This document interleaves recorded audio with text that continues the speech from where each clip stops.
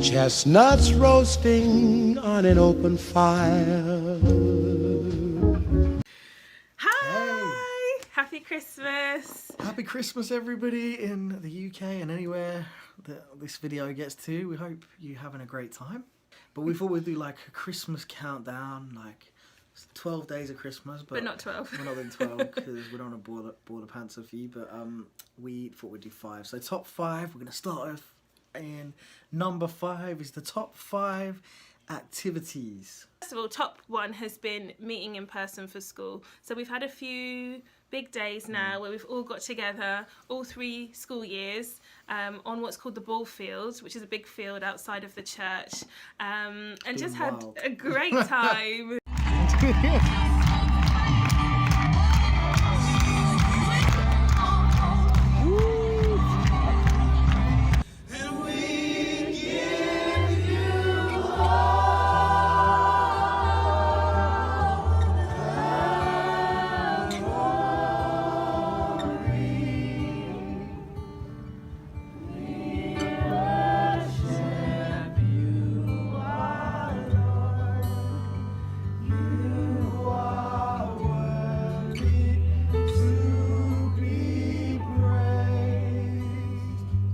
It's been wild. I know, it's just been absolutely amazing and just pressing in and experiencing more of God's love and just in powerful ways. So good, that's definitely been the highlight.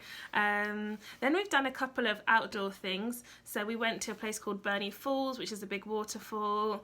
We went to the hot springs, which is like outdoor, it's like an outdoor spa actually. It's like steaming hot little rock pools that you could get in.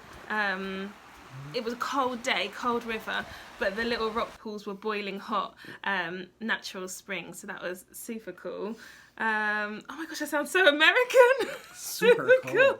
Sorry guys. So cool. And then we went a couple of weeks ago to a baptism. One of our friends from school got baptised in a beautiful lake at sunset, and that was beautiful amazing.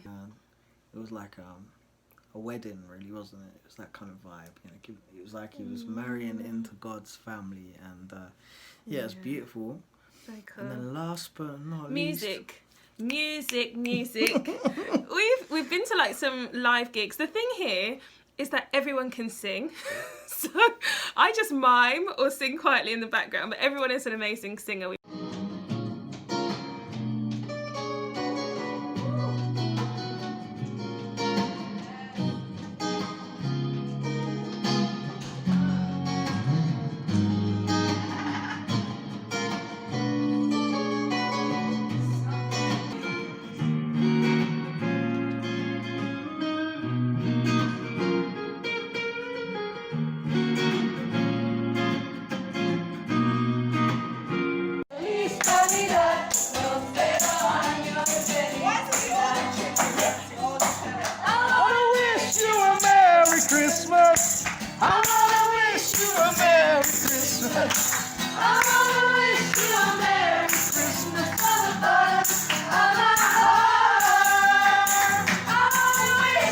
We found like this Brit gang with a group of Brits from all over the UK who are out here as well studying, and they've become a bit of a family for us out here. It's Christmas like songs. we move all the way across the world and we just stick to British people. Yeah. Okay, that British humour can sometimes translate badly. Our bluntness and our dryness. But anyway, top 4 reads, books that we've read so since we've read being out here. so many books since we've been here. We've read so many, like it's like all the time, but it's every been 2 awesome. weeks, So eat a the book. top one, I'm not going to do it in any specific order, but this one was really powerful. Experiencing the Father's embrace. That was the first one.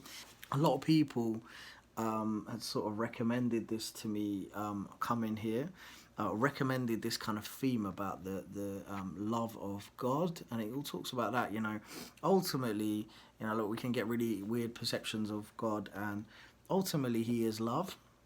So it comes down to that, you know, and I believe that a lot of us can struggle with finding love, and then from there you can love yourself, love other people when you have that base of love. So everything comes down to that in life, I believe. The supernatural power of forgiveness. One thing I loved about this is it talked about, sometimes it's like you think, if somebody has hurt you, you've just got to forgive them instantly. But it was just really helpful in terms of talking about how you process pain, and how you work through the process of forgiveness as well. But this one was, I think, this is like the basis for Very the good. school and what they believe. So if you're kind of interested in Bethel, it's called When Heaven Invades Earth, and it's modelled around the prayer, the Lord's Prayer, on earth as it is in heaven, and about praying that into existence. The supernatural ways of royalty, which is just a whole mindset shift really in terms of thinking about how God sees you and how you see yourself. It's a good example of so the pastor, one of the pastors there, he was kind of, he would use his humour in a way. He'd be quite sarcastic, like a lot of us can. And then one day, one of the women that he works with him said, "You don't realise how much your words have effect on the people in your lives, and how much people really, look up to you." And from there, he kind of went on this journey of realising that he didn't really have this mentality of of understanding the power that he has as a person. It was all about kind of, how he has an effect and how powerful he is. So it's a pauper's mentality to a prince's mentality. That's the main gist of it. All right, number 3. Top 3 things we're looking forward to. Go. Can you say that again? Okay, top 3 things we're looking forward to. Come out of the light. Top 3 things we are looking forward to.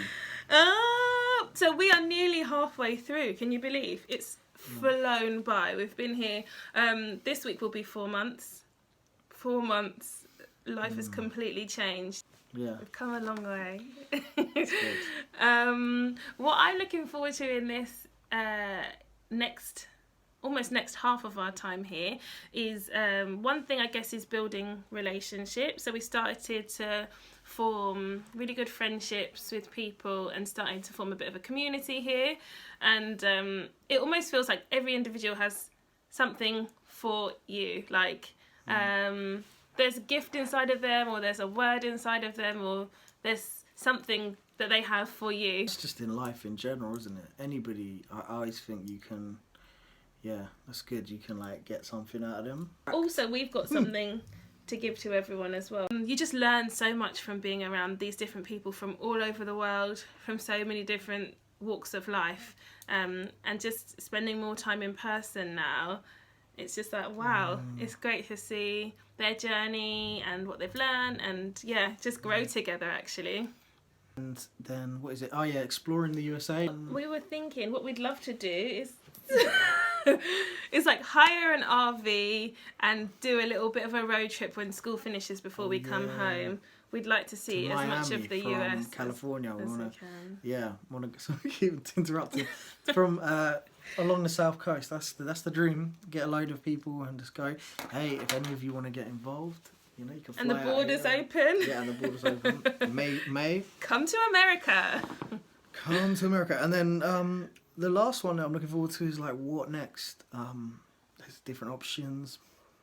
It honestly feels like we pressed pause or stop on our old lives, which just felt like a hamster wheel before. And now that we've paused, it just feels like anything is possible. Yeah. It feels like the world has opened up. And I think we both, individually and together, feel like we're just so happy to be led by God in terms of whatever He has next for us. Sometimes it's like you can own a house, or your house can own you, and therefore you're kind of trapped to things. And by making this decision, it's like, whoa, we got a bit of freedom. I do love my house there. Oh, we love the house, but we definitely love it. But and what I mean is you can be trapped to paying that off, and just making that decision is we can go back or we can move. It's not we're free now in that way. The world is our oyster. The world is our oyster. And also it's been awesome, isn't it? Just imagine how busy you were and how I'm gonna say that on okay, and moving on to the last one is 2 things, top Top Top two. things that we've learned. The importance of having hope. And I think particularly in this season where everything feels so difficult, particularly back in the UK, I think having a foundation of hope, and, you know, believing that good things will happen. Not necessarily happen the way that you want them. So even though things are really difficult, still believing that good is coming, and holding on to that kind of optimism and hope. There's two ways that I can look, isn't there? There's you wanting it to happen the way that you want it to happen. You know, you're believing for a specific thing. Well, hope is the like overall encompassing understanding that good things will happen to you and it will happen for your. Yeah, that sits really in line with Christianity, doesn't it? It's part of our faith. You've got to have hope. He's called the God of hope. So. My second one is rest, because I didn't realise how busy I was before coming out here. And then there's rest like, okay, I'm going to take a lie down. And then there's rest like, I'm actually just going to like completely unwind. I'm just going to stay here and do nothing. And that's so good for me. And I was always like in a hurry, busy, anxious, stressed, working all the time. Even when I was relaxing, I'd be like on my phone or doing laundry or something else. But actually just to be like, I can just sit in this peace. It's just changed everything. I look younger, no? Yes, you do. Yeah, you do. It's good. It's multifaceted benefits of this. Joe was already the expert in rest. Thing is, it is powerful. It's like it's not like striving. There's this story in the Bible, right? Let's tell about it. And Jesus is lying. He's like reclining, and this woman comes, and she's like sitting at his feet listening. And she's called Mary, and there's this woman called Martha, and she's busy like working around the kitchens and doing that. And she comes to Mary, and she's like, come on, like, Martha, why don't you, get up and do something, basically? And then Jesus says to her, hey, like, I'm not going to be here for forever, so let her, let her worship now. Like, you can do work all the time, but, it's important to take that time. So there's a big message in that, like, just not always striving, but actually resting in God's love and resting in Him. And finding that peace within, and then coming from that overflow, doing your work. And You're talking to me, aren't you? We'll do that. Okay, and is identity and love. So identity. You're right. You're trying to get that further. Is identity and love. My identity is. So identity and love. So. Start again. My one is identity and love. So identity is just in a kind of knowing yourself, and also like loving yourself, which people might think I always did, but I didn't. Like I didn't really, and actually it's so important, And I love myself now. Like he really loves himself. No, but here's the thing: arrogance, right? Arrogance is not loving yourself. Arrogance is, you can love yourself. It's good to love yourself, but to esteem others around you higher than you. That's when you love yourself more than others. That's arrogance. But when you can love yourself, but then you should esteem others around you as, really value them as more. So right, and then love. Number one. Oh, number sorry. one's the same kind of thing. Sorry. So the love is just really important.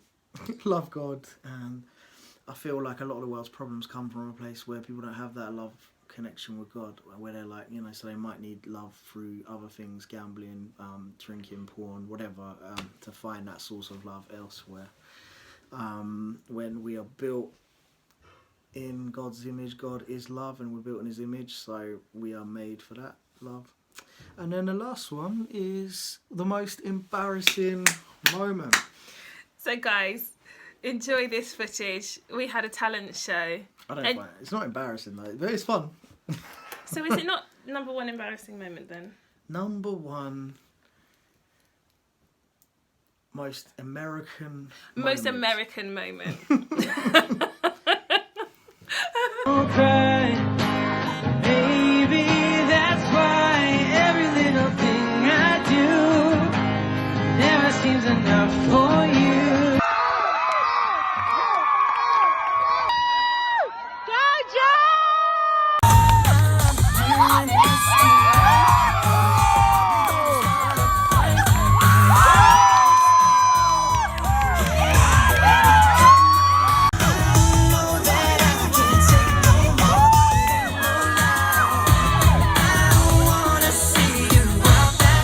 hippie bye bye bye.